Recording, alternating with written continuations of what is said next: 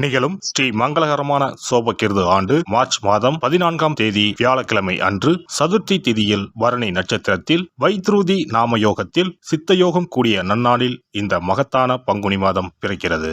பிறக்கும் இந்த பங்குனி மாதத்தின் கிரக நிலைகளை பார்க்கும்போது மேசத்தில் குரு பகவானுடன் இணைகிறார் சந்திர பகவான். கன்னி ராசியில் கேது பகவானும் மகர ராசியில் செவ்வாய் பகவானும் உள்ளனர். சூரிய பகவான், புதன் பகவான், ராகு பகவான் மீன ராசியில் சஞ்சாரம் செய்கின்றனர். கும்ப ராசியில் சனி பகவானுடன் சுக்கிரன் உள்ளார். இம்மாத கிரக பெயர்ச்சி என எடுத்துக்கொண்டால் செவ்வாய் பகவான் மகரத்தில் இருந்து கும்பராசிக்கு பெயர்ச்சி அடைகிறார். சுக்கிர பகவான் கும்பத்தில் இருந்து மீனராசிக்கு பெயர்ச்சி அடைகிறார். சந்திர பகவானை பொறுத்தவரை மேசத்தில் ஆரம்பித்து 2.25 நாட்கள் வீதம் 12 ராசிகளை கடந்து ரிஷபத்தில் அமர்ந்து பலன்களை தரப்போகிறார். இம்மாத சிறப்பாக குரு பகவான் நீச நிலையில் இருந்து வக்ர நிலைக்கு மாறுகிறார். இதன் காரணமாக உச்ச பலன்களை அள்ளித் தரப்போகிறார் குரு பகவான். இந்த கிரக அமைப்பினால் உங்கள் வாழ்வில் ஏற்படக்கூடிய சுப மற்றும் அசுப பலன்கள் என்ன என்பதனையும், அசுப பலன் ஏற்படுமாயின் ராசிக்காரர்கள் செய்ய வேண்டிய பரிகாரம் என்ன, வழிபட வேண்டிய தெய்வம், வழிபடும் முறை என்ன என்பதனை பற்றி விரிவாக காண்போம்.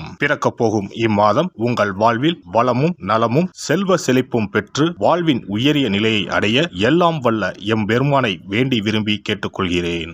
மிதுன ராசி அன்பர்களே, இந்த மாதம் பணவரத்து அதிகரிக்கும். உங்களது அறிவு திறமை வெளிப்படும். உங்கள் வார்த்தைக்கு மதிப்பு உண்டாகும்.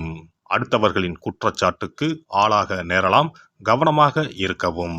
அதிகமாக உழைக்க வேண்டியிருக்கும். தொழில் வியாபாரத்தில் லாபம் கிடைக்கும். சாமர்த்தியமாக வாடிக்கையாளர்களுடன் பேசி அவர்களை தக்க வைத்துக் கொள்வீர்கள். உத்தியோகத்தில் இருப்பவர்கள் எதிர்காலம் பற்றிய திட்டங்களை வகுப்பார்கள். பணவரத்தும் இருக்கும். குடும்பத்தில் கணவன் மனைவிக்கு இடையே இருந்த மன வருத்தம் குறையும். குடும்பத்தில் இருப்பவர்களின் ஒத்துழைப்பு கிடைக்கும். பிள்ளைகளின் மீது கவனம் தேவை. வாகனங்களால் செலவுகள் இருக்கும். குடும்ப உறுப்பினர்களின் உடல்நிலையில் கவனம் தேவை. பெண்கள் மற்றவர்கள் உதவியுடன் செய்யும் காரியங்கள் சாதகமான பலன் தரும். சிக்கனத்தை கடைபிடிப்பது நல்லது. மாணவர்களுக்கு சக மாணவர்கள் மற்றும் நண்பர்களிடம் அதிகம் பேசி பழகுவதை தவிர்ப்பது நல்லது. பாடங்களில் கூடுதல் கவனத்துடன் படிப்பது நன்மை தரும். கலைத்துறையினரை பொறுத்தவரை கவனமாக இருக்க வேண்டும். எதிர்பாலினத்தவரிடம் பழகும்போது எச்சரிக்கை அவசியம். எதை பற்றியும் கவலைப்படாமல் தீர ஆலோசித்து எதையும் செய்வது நல்லது. கடன் கொடுப்பது, பைனான்ஸ் போன்றவற்றில் மிகவும் கவனமாக இருப்பது நல்லது. அரசியல் துறையினருக்கு புதிய ஒப்பந்தங்கள் கை கொடுக்கும். எந்த கொள்முதலையும் தயக்கமின்றி செய்யலாம். வியாபாரம் பெருகும். போட்டியாளர்கள் விலகிச் செல்வார்கள். நட்சத்திர பலன்கள் மிருக சிரிசம் 3-4 பாதங்கள். இந்த மாதம் நீண்ட தூரத்தில் இருந்து வரும் தகவல்கள் நன்மையாக இருக்கும். கூர்மையான மதிநுட்பத்தால் எந்த பிரச்சனையையும் எளிதாக தீர்த்து விடுவீர்கள். பூர்வீக சொத்துக்களில் இருந்த தகராறுகள் நல்ல முடிவுக்கு வரும். திருவாதிரை நட்சத்திரம். இந்த மாதம் தொழில் வியாபாரம் திருப்திகரமாக நடக்கும். பார்ட்னர்கள் ஒத்துழைப்புடன் வியாபாரத்தை விரிவாக்கம் செய்ய முற்படுவீர்கள். கடிதம் மூலம் வரும் தகவல்கள் நல்ல தகவல்களாக இருக்கும். வரவேண்டிய பணம் வந்து சேரும். கஷ்டங்கள் குறையும். புனர்பூசம் 1, 2, 3ஆம் பாதங்கள். இந்த மாதம் உத்தியோகத்தில் இருப்பவர்களுக்கு வீண் அலைச்சல் ஏற்பட்டாலும் எடுத்த வேலையை எப்பாடுபட்டாவது செய்து விடுவீர்கள். புதிய வேலைக்கு முயற்சிப்பவர்களுக்கு சாதகமான பலன் தரும். மாணவர்களுக்கு கல்வியில் வெற்றி பெற எடுக்கும் முயற்சிகள் சாதகமாக இருக்கும். சனிக்கிழமையில் விஷ்ணு சக்ஸ்ரநாமம் பாராயணம் செய்து வெங்கடாஜலபதியை வணங்க பிரச்சனைகள் தீரும். பண கஷ்டம் தீரும். அதிர்ஷ்ட கிழமைகள் ஞாயிறு, வியாழன். அதிர்ஷ்ட தினங்கள் பங்குனி 14, 15, 16. சிறப்பு பரிகாரம். வாரந்தோறும் செவ்வாய்க்கிழமை அன்று வீட்டில் உள்ள முருகப்பெருமான் படத்தினை துடைத்து சந்தனம் குங்குமம் பொட்டு வைத்து சிகப்பு அரளிப்பூ கொண்டு அலங்காரம் செய்யுங்கள். ஒரு கண்ணாடி டம்ளரில் தண்ணீர் ஊற்றி ஒரு எலுமிச்சை பழம் சிறு வெட்டிவேர் போட்டு முருகன் படத்திற்கு முன் வைத்து விடுங்கள். ஒரு மாயிலை எடுத்து காம்பு பகுதி முருகப்பெருமானை பார்த்தவாறு வையுங்கள். அகல் விளக்கில் நெய் தீபம் ஏற்றி மாயிலையின் மீது வைக்க வேண்டும். தீபச்சுடர் முருகப்பெருமானை பார்க்கும் வண்ணம் இருக்க வேண்டும். கண்களை மூடி முருகப்பெருமானை மனமாற வேண்டி உங்கள் வேண்டுதல்களை வையுங்கள்.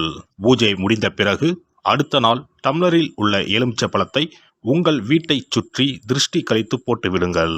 6 வாரங்கள் வரை இந்த வெட்டிவேரை மாற்ற தேவையில்லை. இவ்வாறு செய்து வழிபட்டு வர குடும்பத்தில் உள்ள எப்படிப்பட்ட கஷ்டமாக இருந்தாலும் அந்த கஷ்டத்திற்கு தீர்வு கிடைக்கும். நம்பிக்கை இல்லாமல் எந்த ஒரு வழிபாடும் செய்யக்கூடாது. நம்பிக்கையோடு செய்யும் பட்சத்தில் கைமேல் பலன் கிடைக்கும். இனி பங்குனி மாத சிறப்புகளும் வழிபாட்டின் பலன்களும் என்ன என்பதனை பற்றி காண்போம். பங்குனி மாதம் என்பது வழிபாட்டுக்கு உரிய மாதம். பங்குனி மாதம் வணங்குவதற்கும் பூஜைக்கும் உரிய மாதமாகும். ஒவ்வொரு மாதத்திலும் ஒவ்வொரு நட்சத்திரத்திற்கு முக்கியத்துவம் கொடுத்து விழாக்கள் நடத்துவது வழக்கம். ஆனால் பங்குனி உத்திர நட்சத்திரத்திற்கு மற்ற நட்சத்திரங்களை விட அதிக மகத்துவம் உண்டு. தெய்வ திருமணங்கள் அதிகம் நடைபெற்ற மாதம் பங்குனி மாதம். மாதங்களில் 12வது மாதம் பங்குனி, நட்சத்திரங்களில் 12வது நட்சத்திரம் உத்திரம். 12வது மாதமான பங்குனியும் 12வது நட்சத்திரமான உத்திரமும் இணையும் புனித நாள் பங்குனி உத்திரம் என்று கொண்டாடப்படுகிறது. எனவே பங்குனி மாத உத்திரத்தின் சிறப்புகள் அதிகம். பங்குனி உத்திர நாளில் அனைத்து ஆலயங்களிலும் சிறப்பு வழிபாடுகள் நடைபெறும். கிராம கோவில்களில் அக்னி சட்டி ஏந்துதல், பூஜைகள் விமர்சையாக நடைபெறும். எண்ணற்ற ஆலயங்களில் சுவாமி அம்பாள் திருக்கல்யாணம் நடைபெறும். சிலருக்கு கைகூடாமல் திருமணம் தள்ளி போனால் பங்குனி உத்திர நாளில் விரதம் இருந்து இறைவனை வழிபட்டால் வெகு சீக்கிரம் திருமணம் கைகூடும் என்பது ஐதீகம். அதோடு காதலிப்போர் மனதுக்கு பிடித்தவரை கரம் பிடிக்கவும் பங்குனி உத்திர விரதம் இருப்பது மிகுந்த பலனை கொடுக்கும். பங்குனி உத்திரம் கல்யாண விரதம் என்றும் அழைக்கப்படுகிறது. 8 வகையான மகா விரதங்களில் கல்யாண விரதமும் ஒன்று. ஆகவே இந்த நாளில் திருமணம் ஆகாத இளையோர் விரதம் இருந்து தமக்கு நல்ல வரன்கள் கிடைக்க வேண்டும் என்று சிவபெருமானையும் பார்வதி தேவியாரையும் வேண்டுவது நல்ல பலன்களை பெற்றுத்தரும். இத்தினத்தில் மேற்கொள்ளும் விரதம் மிகவும் விசேஷமானது.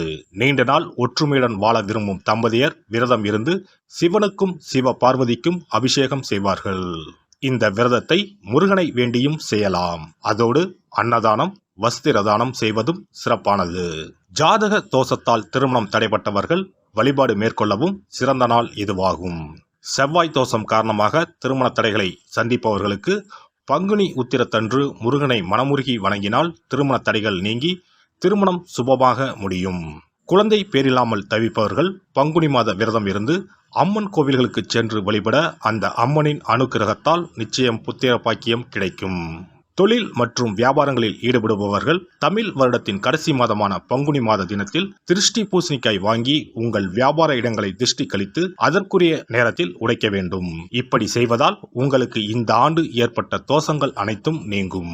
பங்குனி உத்திர நன்னாளில் நம்மால் முடிந்த அன்னதானங்களை செய்வது மிகுந்த புண்ணியம் தரும். எலுமிச்சை சாதம் அல்லது தயிர் சாதம் அல்லது சர்க்கரை பொங்கல் என அன்னதானம் செய்யலாம். அதேபோல் நம்மால் முடிந்த அளவுக்கு மஞ்சள், சரடு, குங்குமம், கண்ணாடி என மங்கள பொருட்களை பெண்களுக்கு வழங்குவது விசேஷ பலன்களை கொடுக்கும்.